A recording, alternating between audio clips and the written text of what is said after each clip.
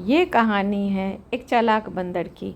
एक तोता एक रोटी लेकर आया, कहीं से उड़ते उड़ते आया और उसने एक रोटी को ज़मीन पे फेंक दिया। तभी वहाँ उसने कैट को देखा।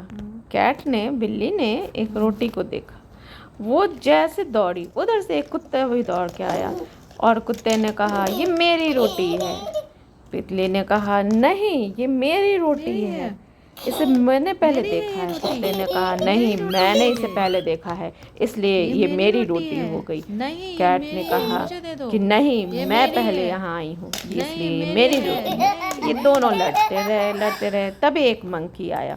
अरे रुको, मंकी ने कहा रुको रुको रुको, तुम यहाँ तुम दोनों लड़ाई क्यों कर रहे हो? मैं बताता हूँ कि ये रोटी किसकी हुई, और मैं तुम दोनों को रोटी बराबर हिस्से में बांटता हूँ।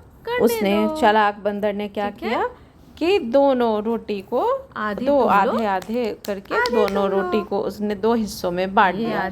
आधी रोटी कैट को दी, आधी रोटी उसने डॉगी को दे दी। अब ठीक है, फिर क्या था, वो भी खुश, कैट भी खुश हो गई और डॉगी भी बहुत खुश हो गया है। लेकिन चालाक बंदर को दिमाग में एक दिमाग में उसके सूझ रहा था। उसने कहा कि रुको, मैं तुम्हें बताता हूँ, शायद रोटी तुम्हारी ज़्यादा चली गई है, इसे मैं थोड़ा सा कम कर देता हूँ। और उसने लिया लपक के और उसकी रोटी मैं इसमें से खा थोड़ा ली। सा खा लेता हूँ। इधर कैट की रोटी खा ली, फिर उसने उस कुत्ते की रोटी भी खा ली। इसमें से भी उसने कम कर दिया। फिर उसने कहा अरे ये क्या, ये तो रोटी फिर से ज़्यादा लग रही है कुत्ते की। फिर उसने क्या किया, फिर उसने रोटी को लिया और रोटी को फिर से खा लिया।